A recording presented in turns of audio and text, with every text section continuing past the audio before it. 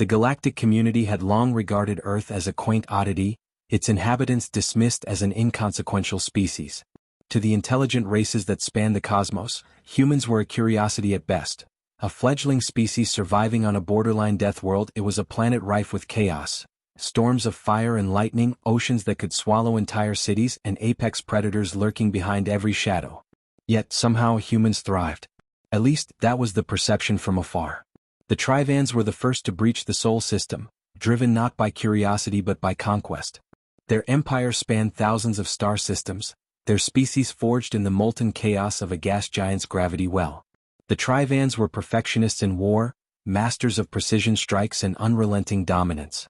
When they arrived in Earth's orbit, their expectations were low.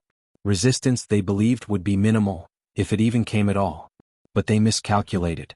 The Trivan warlord, Mirzal Kren, stood on the bridge of the flagship Invictus, staring at a holographic projection of Earth's surface. His voice was a cold growl as he addressed his officers. Analyze their defenses. I want this species pacified before the first cycle ends. A sub-commander flicked his six-fingered hands over a console, his sleek, iridescent carapace reflecting the ship's dim blue light. Warlord, preliminary scans show minimal planetary defenses. Their satellite network is primitive and fragile, their orbital stations outdated. Ground forces are scattered and reliant on crude combustion-based weaponry. Mirzal's mandibles clicked in disdain. And their fleet? Non-existent. The warlord let out a guttural chuckle that reverberated through the silent bridge. Prepare the deployment carriers. I want their leaders brought to me. Alive. As Trivan ships descended into Earth's atmosphere, the humans reacted with a mix of confusion and dread. News feeds buzzed with grainy footage of glowing ships hovering over cities, their spires bristling with weaponry. Panic gripped the streets, but amidst the chaos, something remarkable began to unfold. In a small, windowless briefing room deep beneath the Pentagon, General Elias Monroe stared at the flashing red lights on the tactical display. Around him, the room hummed with activity as analysts, military strategists, and scientists worked furiously to make sense of the invasion. We don't have time to analyze their intentions, Monroe barked, slamming a fist onto the table. They've breached our atmosphere and are deploying forces. We need a response. Now. General, a young lieutenant stammered, with all due respect, our conventional forces are no match for their technology. We've already lost control of Los Angeles, Tokyo, and parts of Berlin. Their weapons are unlike anything we've encountered. Monroe's sharp gaze flicked to the lieutenant. Then it's time we stop playing fair. A tense silence filled the room. Those who understood the general's implication exchanged nervous glances. You don't mean? I do, Monroe interrupted. Project Revenant. Unleash the specialists. On the outskirts of Kansas, in a desolate research facility hidden beneath miles of farmland, alarms blared. Red lights pulsed across the sterile corridors as steel doors hissed open. Inside, a dozen figures stood in shadowed alcoves, motionless. Each was human in form but unmistakably enhanced. Their leader, Captain Rain Steele, stepped forward as the facility's AI relayed the situation. Her cybernetic eyes glowed faintly as streams of data fed directly into her neural interface. Earth is under attack, the AI announced in its monotone voice. Hostile forces of extraterrestrial origin. Primary objective, neutralize the threat. Secondary objective, ensure humanity's survival. Rain's lips curled into a cold smile. Finally, they're letting us off the leash. Behind her, the specialists awakened. Each one had been handpicked and augmented through grueling experimental programs that pushed the boundaries of human biology and technology. They were the apex predators of Earth, designed to fight wars humanity had yet to encounter. Until now, they had only existed as whispers and classified reports. And now, they would become humanity's answer to the Trivan invasion. Mirzal Kren watched from orbit as reports poured in from his ground forces. The initial wave had gone exactly as expected. Human cities were falling with little resistance, their primitive armies crumbling under Trivan firepower. Yet, as the cycles wore on, something began to change. A holographic image of a Trivan captain appeared before Mirzal, his carapace cracked and bleeding. Warlord, the human response, it is not what we anticipated. Speak plainly, Captain. They've deployed creatures.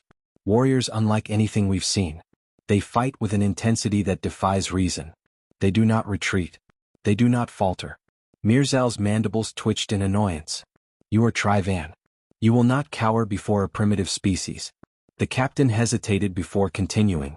Warlord, these warriors, these Deathworlders, move faster than we can track. They adapt to our tactics within moments. Our weapons, they seem ineffective against them. A deep silence fell over the bridge as the implications sank in. Mirzal growled, his voice low and dangerous. Deploy the Praetorians. I want these anomalies dealt with. In the heart of Los Angeles, the battle raged. Trivan troops, towering insectoid creatures clad in bioarmored exoskeletons, moved with ruthless efficiency, their plasma weapons disintegrating everything in their path. Civilians screamed and scattered, their panicked cries drowned out by the hum of alien war machines. And then, like shadows slipping through the chaos, the specialists arrived. Rain Steel led the charge, her augmented muscles propelling her faster than any human had a right to move. With a flick of her wrist, twin plasma blades extended from her gauntlets, slicing through Trivan soldiers with surgical precision.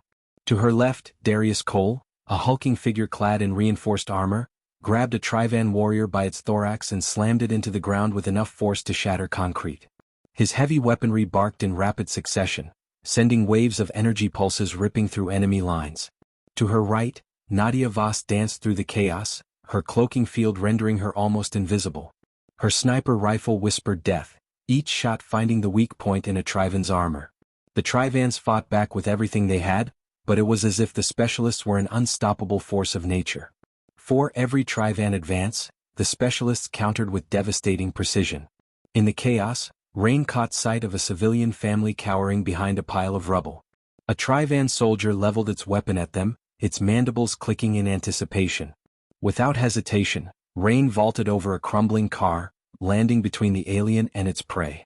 Not today, she growled. With a single fluid motion, her plasma blade sliced through the soldier's weapon, then its carapace. It crumpled to the ground in a heap, and Rain turned to the family. Get to safety, she said, her voice firm but kind. Father nodded, his wide eyes filled with a mix of terror and awe. Who are you? Rain's gaze hardened as she scanned the battlefield. We're the ones who don't give up. On the Invictus, Mirzal watched the unfolding chaos with growing unease. The humans were supposed to be weak, insignificant. Yet here they were, pushing back his forces with a ferocity he hadn't anticipated. For the first time in his long and storied career, the warlord felt the icy grip of doubt. What are these creatures? He muttered to himself. They're not creatures, his sub-commander corrected quietly, his voice laced with something almost resembling fear. They're humans? Mirzal's mandibles clicked as he stared at the holographic display. The humans were fighting back. And they were winning. But the warlord was not ready to admit defeat. Not yet.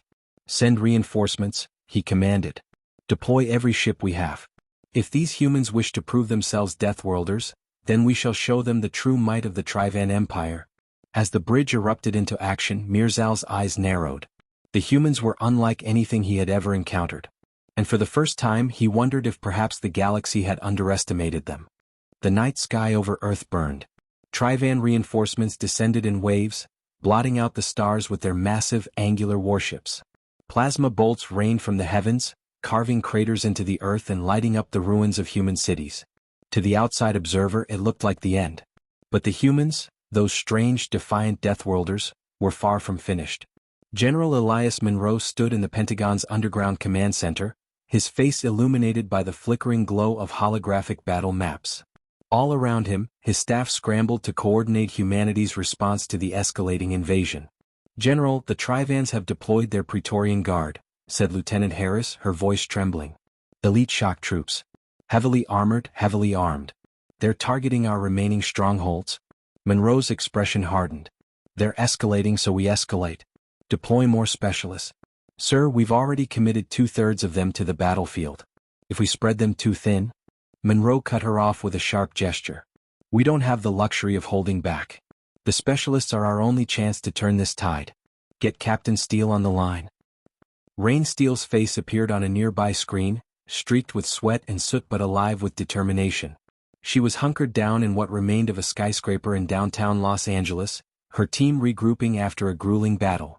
Behind her, Darius was repairing his armor, and Nadia was methodically cleaning her sniper rifle. Captain, the Trivans are deploying Praetorians, Monroe said without preamble. I need your team to intercept them in New York. If they take the east coast, it's over? Rain didn't hesitate. Understood, General. We'll get it done. Monroe's voice softened slightly. Rain, it's going to get worse before it gets better. You and your team are doing the impossible out there. Rain gave him a grim smile. Impossible's what we were built for. The Trivan Praetorians were monsters, even by the standards of their warlike species. Standing over 8 feet tall, they were encased in biomechanical armor that shimmered with an otherworldly energy.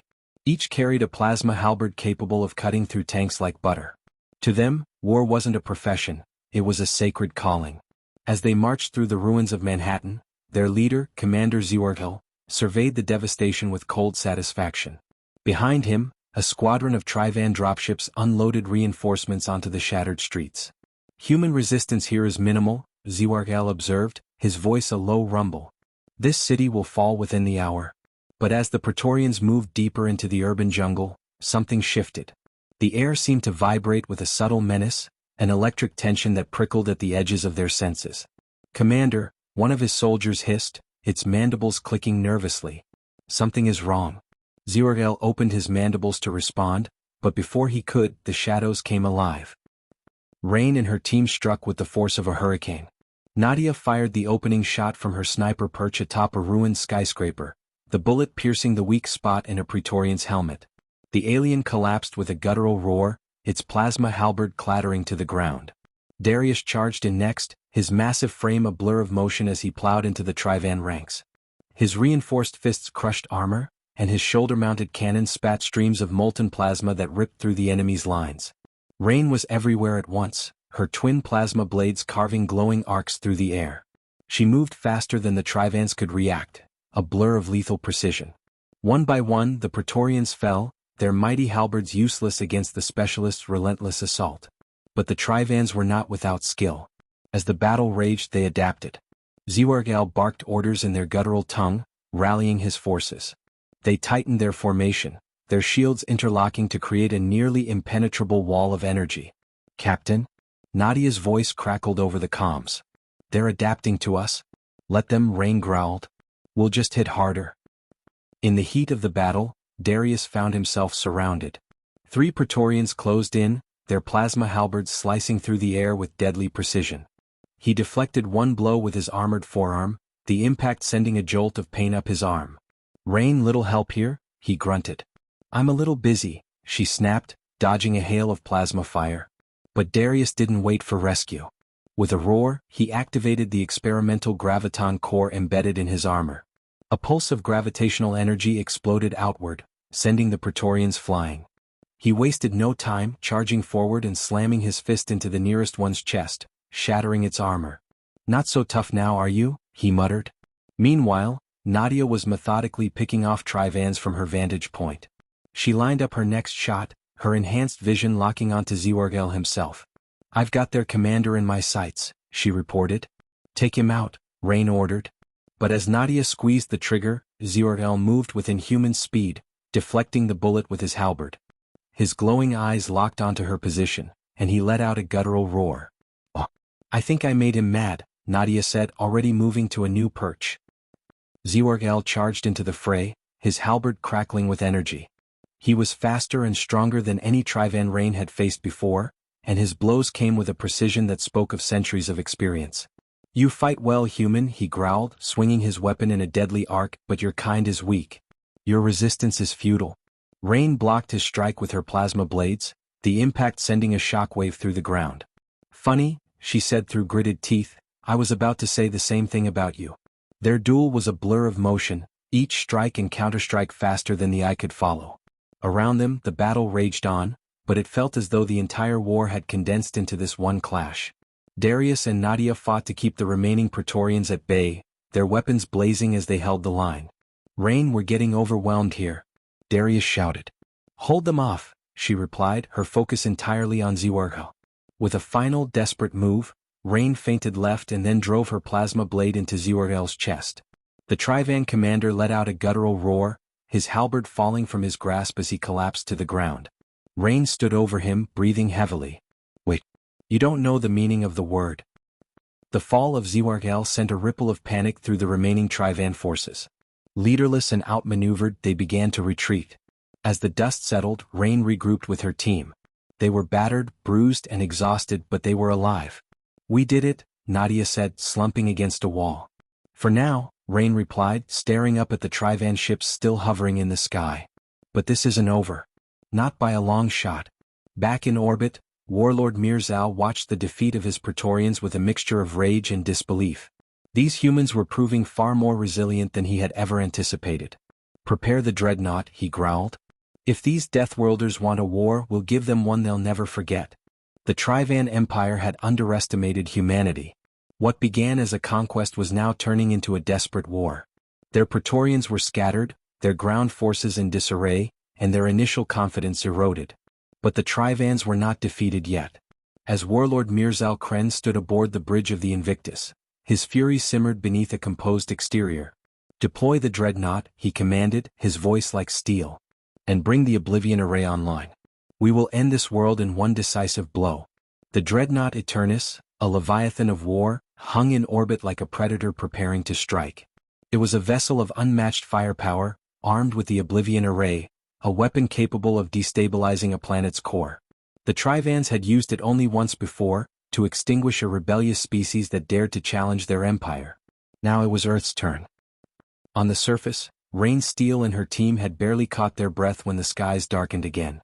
This time it wasn't just waves of dropships, it was the dreadnought itself. The colossal ship's silhouette blotted out the sun, and its presence sent a ripple of dread through everyone who looked upon it. "What the hell is that?" Darius asked, staring up at the massive vessel. Nadia scanned it through her scope, her voice tight. "It's not just a ship. That thing's a planetary executioner." Rain's neural interface lit up with a priority message from General Monroe. His face was grim. "Captain Steele, the Trivans have deployed a dreadnought. Intel suggests it's armed with a planet-killer weapon. If they fire it, Earth's done." Rain clenched her jaw. "What's the plan, sir?" "We're activating Project Revenant Phase 2. You'll be briefed en route. Your team is being extracted now." Within minutes, a sleek, black aircraft streaked across the sky, landing amidst the rubble near Rain's position. The side hatch opened, revealing a familiar figure, Dr. Helena Kale, the scientist behind the specialist program. Her presence was an ominous sign. "Dr. Kale," Rain greeted, stepping into the aircraft with her team. "I take it we're about to do something reckless." Kale's expression was serious, her hands clutching a tablet filled with data streams. "Reckless doesn't begin to cover it. The dreadnought is a fortress, and its Oblivion Array will obliterate Earth in a single strike. We can't let that happen." "We're specialists, not astronauts," Darius said, crossing his arms. "How do we even get to that thing?" Kale tapped her tablet, bringing up a holographic display of the Eternus. "We've been developing an experimental insertion vehicle. It's a prototype, but it'll get you on board. Once you're inside, your objective is simple. Disable the Oblivion Array and destroy the ship." "Simple?" Nadia echoed dryly. Kale's eyes met Rain's. "There's something else. The dreadnought's core is powered by an experimental quantum singularity. If you destabilize it, the resulting implosion will annihilate the ship. But it will also leave no time for an easy escape." Rain didn't flinch. "We'll find a way." Kale's voice softened. "Rain, this mission, it's likely a one-way trip." Rain glanced at her team. Darius nodded without hesitation, his massive frame radiating quiet resolve. Nadia gave a wry smirk, checking her rifle. "We've been ready for that since day one," Rain said. "Let's finish this." As the insertion vehicle hurtled toward the Eternus, the specialists prepared in silence. Rain double-checked her plasma blades, their edges glowing faintly in the dim light. Darius ran diagnostics on his graviton core, ensuring it was ready for maximum output. Nadia meticulously loaded specialized rounds into her rifle. The vehicle shuddered as it pierced the dreadnought's defensive barrier, alarms blaring throughout the ship. "Brace for impact," the pilot yelled as the vehicle slammed into the dreadnought's hull, cutting through layers of armor before grinding to a halt. The hatch blew open and the specialists emerged into chaos. Trivan soldiers swarmed the breach, their weapons blazing. Rain led the charge, her plasma blades carving through the enemy with ruthless efficiency. "Darius, take point," she ordered, deflecting a plasma bolt with her blade. Darius surged forward, his heavy cannon roaring as he cleared a path through the Trivan ranks. Nadia provided cover fire from the rear, her shots precise and deadly. The team moved as one, pushing deeper into the ship. The corridors were a labyrinth of alien architecture, glowing with ominous red light. Trivan reinforcements poured in from every direction, but the specialists fought with the ferocity of cornered predators. In the command center of the Eternus, Warlord Mirzal watched the intruders' progress with growing unease. "Who are these humans?" he snarled. "Specialists, Warlord," his sub-commander replied, his voice tinged with fear. "Enhanced warriors. They've breached 3 defensive layers already." Mirzal's mandibles clicked in frustration. "Seal the core chamber. Deploy the Maulers." The Maulers were the Dreadnought's elite guards, hulking beasts of Trivan engineering, their bodies augmented with cybernetic enhancements. As the specialists neared the core, the Maulers descended upon them. The clash was brutal.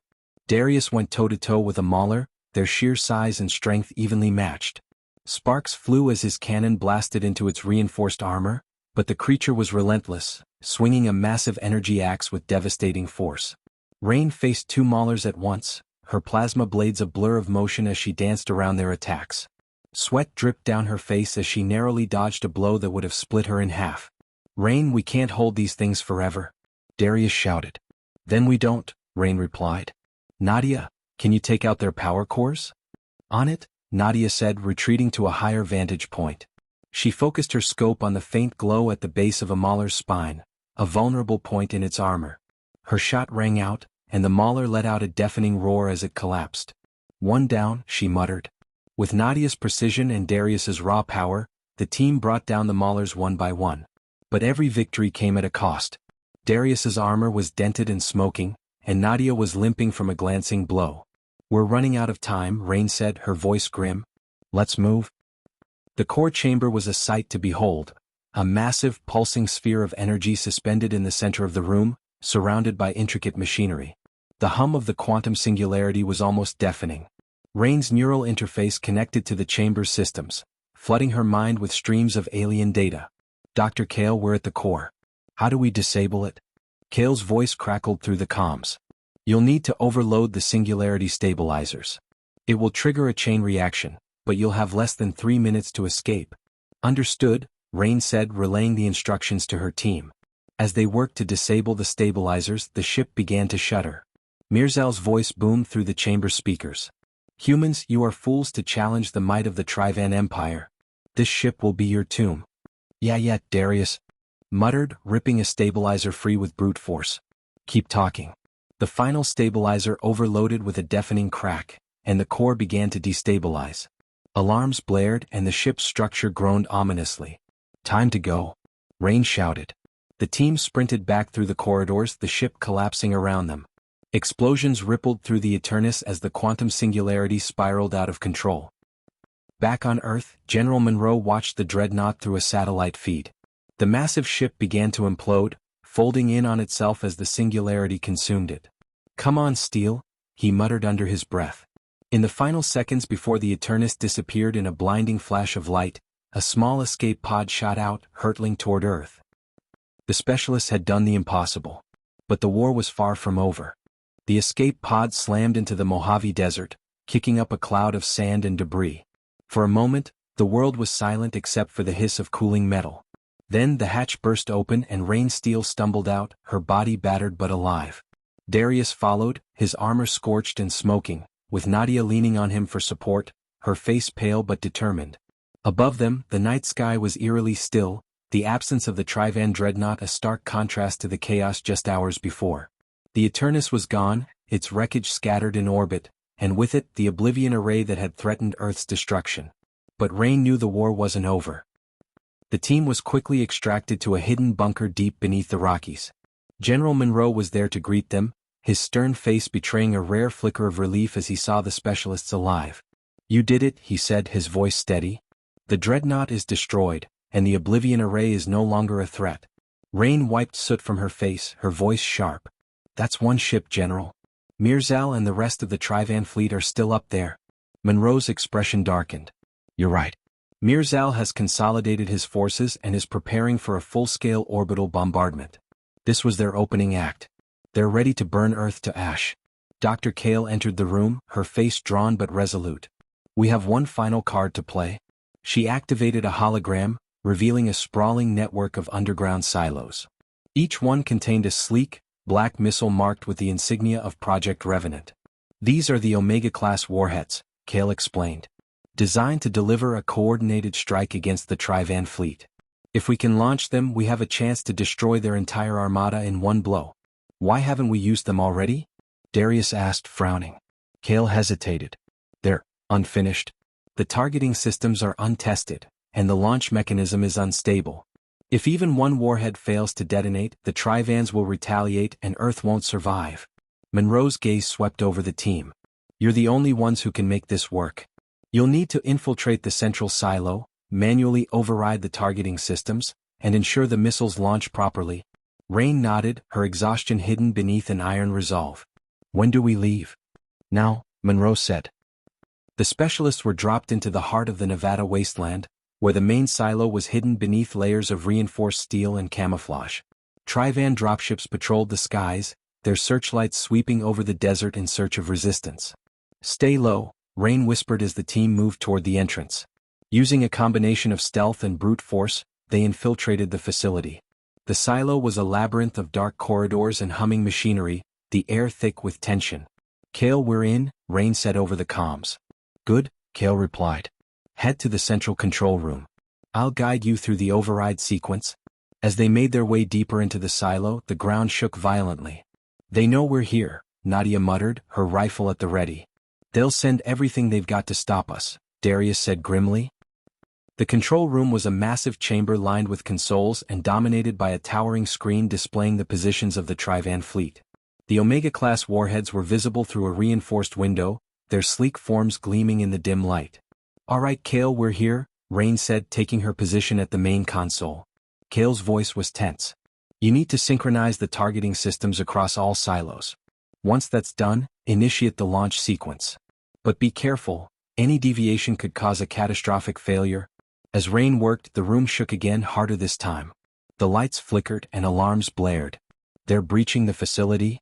Nadia shouted, taking up a defensive position near the entrance. Trivan soldiers poured into the control room, their plasma weapons blazing. Darius charged forward, his cannon roaring as he held the line. Nadia, cover me, he bellowed, shielding Rain from the onslaught.